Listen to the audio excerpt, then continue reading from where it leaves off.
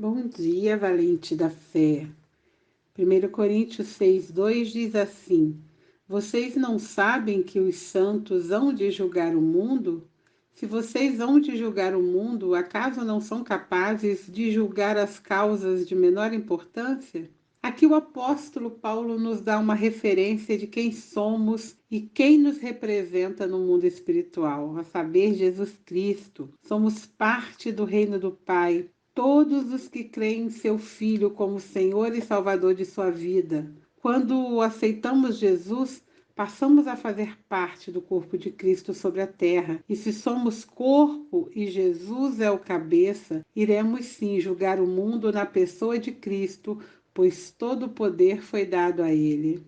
Diz uma história que depois de uma refeição festiva na casa de amigos, todos abriram seus pacotes com doces, lembrancinhas e confetes. Mas havia algo mais, uma coroa de papel para cada um. Não resistimos e a colocamos enquanto sorríamos um para os outros, sentados ao redor da mesa. Por um momento éramos reis e rainhas, mesmo que o nosso reino fosse de sobras na sala de jantar. Isso nos lembra de uma promessa bíblica. Todos os cristãos governarão com Jesus. Paulo menciona isso em 1 Coríntios 6 e questiona: Vocês não sabem que um dia nós, os santos, julgaremos o mundo? Ele mencionou esse privilégio futuro para inspirar os cristãos a resolver suas disputas de maneira pacífica, pois muitas eram as discussões jurídicas entre eles. Consequentemente, isso prejudicava a reputação de outros cristãos da comunidade. Quando surgem os conflitos nas relações, deve-se procurar vencer o mal com o bem, porque é impossível vencer o mal com o mal. Como Paulo escreve em Romanos 12:21, não se deixem vencer pelo mal, mas vençam o mal com o bem. O Novo Testamento tem várias passagens auxiliando os crentes que demonstram como viver em paz uns com os outros. Somos repetidamente instruídos a amar uns aos outros, a viver em paz e harmonia uns com os outros, a resolver nossas diferenças entre nós mesmos, a ser pacientes, gentis e demonstrar ternura um para com o outro, a conquistar os outros antes de nós mesmos. O conflito é contrário ao comportamento cristão, conforme descrito nas Escrituras. Há momentos em que, apesar de todos os esforços para reconciliar, várias questões nos impedem de resolver conflitos. Existem dois lugares no Novo Testamento que abordam de forma clara e inequívoca a resolução de conflitos onde o pecado está envolvido. Em Mateus 18, de 15 a 17, Jesus dá os passos para lidar com um irmão pecador. De acordo com esta passagem, no caso de conflito envolvendo o pecado declarado, devemos abordá-lo primeiro um a um. Então, se ainda não resolvido, deve ser levado a um pequeno grupo e, finalmente, perante toda a igreja, se o problema ainda permanecer. A outra passagem que isso é explicitamente abordado é Lucas 17.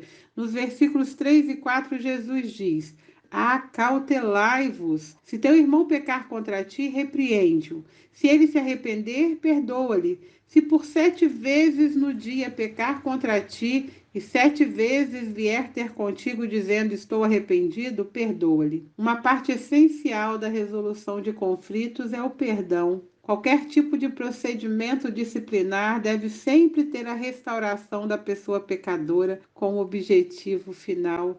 Seja pessoa pecadora, seja pecado, o conflito não importa.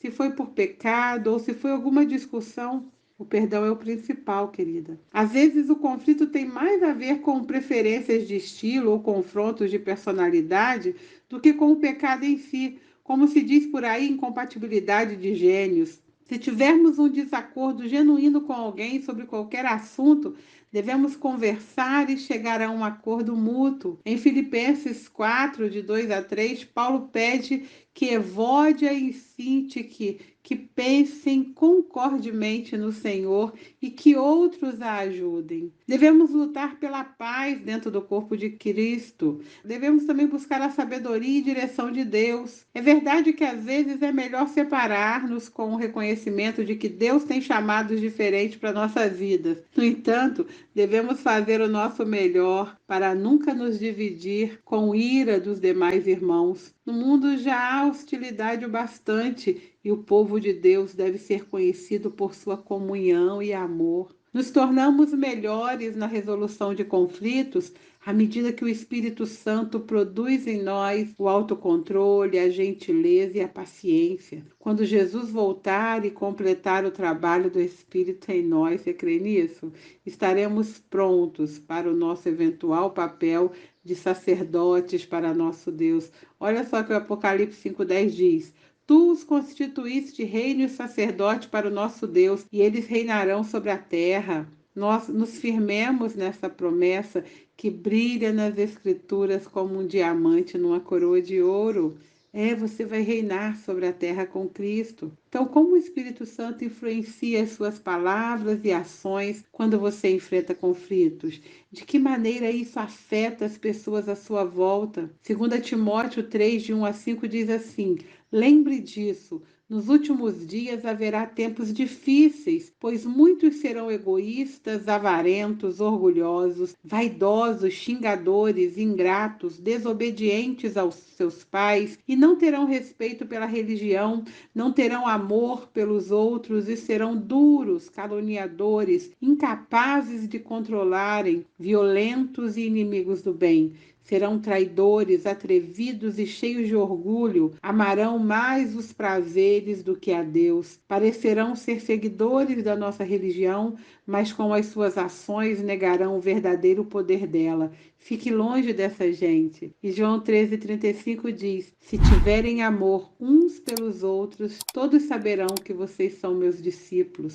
Querido, o conflito não permanece quando o que impera é o amor. Creia nisso e inunde o mundo à sua volta com o amor de Deus. Você tem esse amor sobrando no teu coração. Pai te amou de tal maneira que deu o Filho único para morrer por nós. Então compartilhe esse amor com os outros. Não viva de conflitos, não viva de mimimi, de disse-me-disse por aí.